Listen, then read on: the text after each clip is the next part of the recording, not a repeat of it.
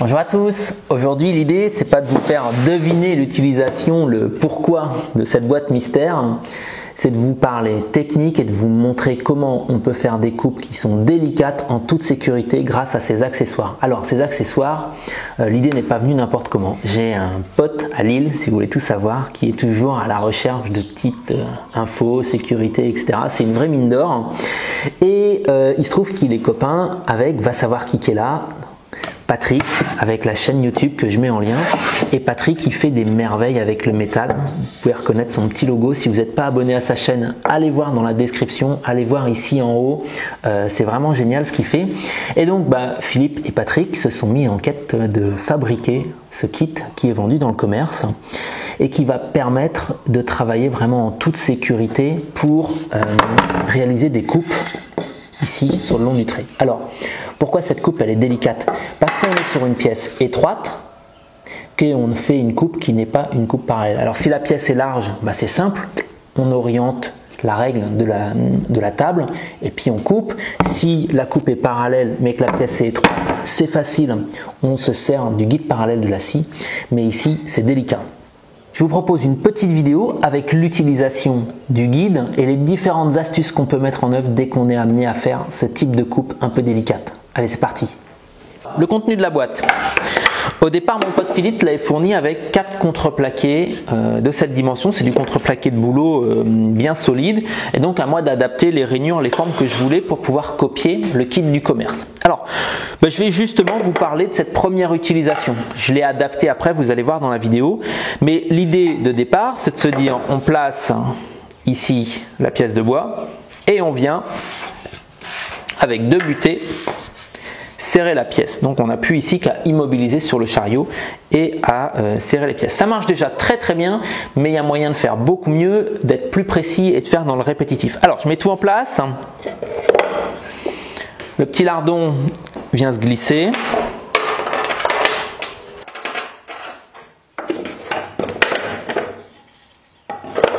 Là et là, on visse la butée. Voilà,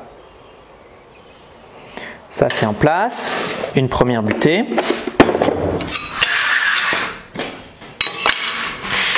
Comme ceci. Et le presseur. Alors tout de suite, tiens, j'ai envie de vous parler du presseur. Parce qu'il n'est pas commun, dans le sens où il est dimensionné de telle sorte que quand il va être fixé ici, dans l'axe de la rainure, vous voyez que la partie métallique ne pourra jamais venir toucher la lame. Et comme je vous rappelle que l'idée, c'est de pouvoir redéligner des pièces étroites, ça veut dire qu'on va forcément avoir à presser juste au bord. Et donc, pour pouvoir presser au bord, on ajoute ici un contreplaqué qui est pris sur l'axe et puis qui, avec un effet de levier, va permettre de venir presser. Alors, ça du coup, j'en parle plus tard. J'installe ici la deuxième butée.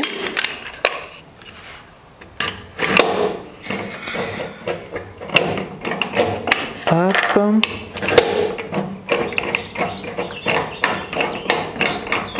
Ce que je vous propose, c'est de faire une première coupe parallèle ici. Je vais m'installer juste au bord du chariot. Me mettre comme ça. Là, je viens me mettre là. Presser. Et donc, j'ai fait ici une entaille. Je presse.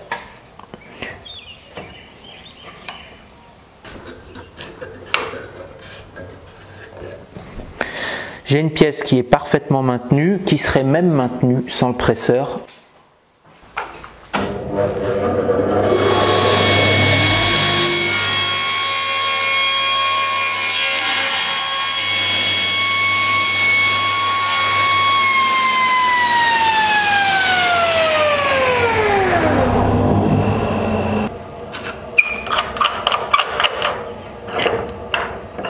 Alors, cette utilisation, c'est celle qui a inspiré les deux compères pour la recréation de ce guide.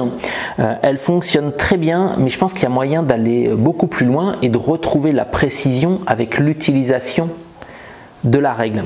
Alors ici, l'angle qui m'inspire fait 5 degrés.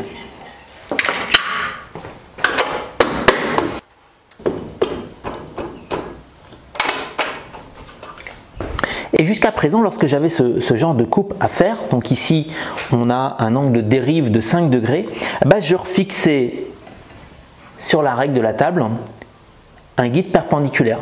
Un guide qui se retrouvait quand je suis à 0 degré parallèle à la lame et dès que j'incline avec un angle. Et j'ai simplement ici ajouté une petite bande de plastique dans laquelle j'ai fait une rainure et qui vient se glisser ici. Ce qui fait que là, je suis perpendiculaire. Si je remets à 0, je suis parallèle à la lame. Et donc ici, j'ai une sorte de butée qui peut se déplacer. Et cette butée me donne mon angle ici qui m'intéresse. C'est-à-dire, si je mets mon bois ici le long, je vais me retrouver avec le bon angle. Donc ça, c'est extrêmement intéressant.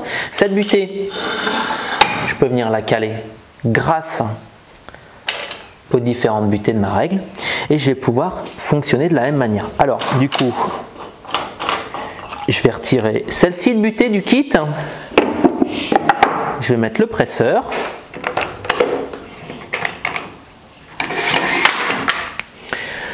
J'ai l'avantage ici de pouvoir me déplacer et de venir me mettre sur mon tracé. Je bloque avec ma butée.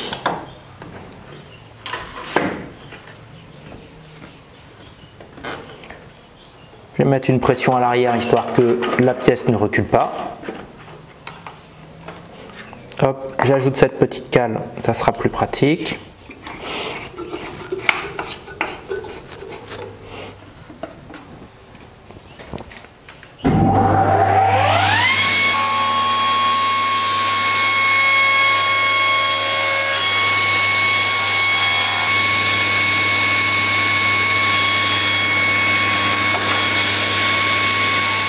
Une coupe comme celle-là, c'est typiquement une coupe où on se met en danger. Les mains trop près, le presseur trop près qui vient buter contre la cape d'aspiration et on se retrouve à devoir faire marche arrière, un bois qui part et on est très très proche de l'accident.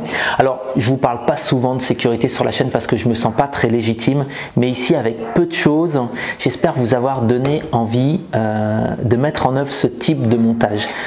J'ai pu le faire moi grâce à Patrick, je le redis encore une fois, allez voir sa chaîne, abonnez-vous, c'est génial le contenu qu'il met en place. J'ai pu le faire grâce à Philippe qui est toujours à l'affût de ce type de petits accessoires de sécurité, donc un grand merci à eux deux. J'espère que ça vous a plu. Si ça vous a plu, vous n'hésitez pas à mettre un pouce en l'air, vous n'hésitez pas à mettre un petit commentaire, vous n'hésitez pas à partager avec les gens de vos réseaux. C'est ce type de choses qui fait vivre la chaîne et qui fait super plaisir. Et puis si vous n'êtes pas abonné, vous vous abonnez, vous cliquez sur la petite cloche et comme ça, dès vendredi prochain, au moment où je mettrai un nouveau contenu, vous serez au courant. Allez, bye bye, on se retrouve très vite et bon copo.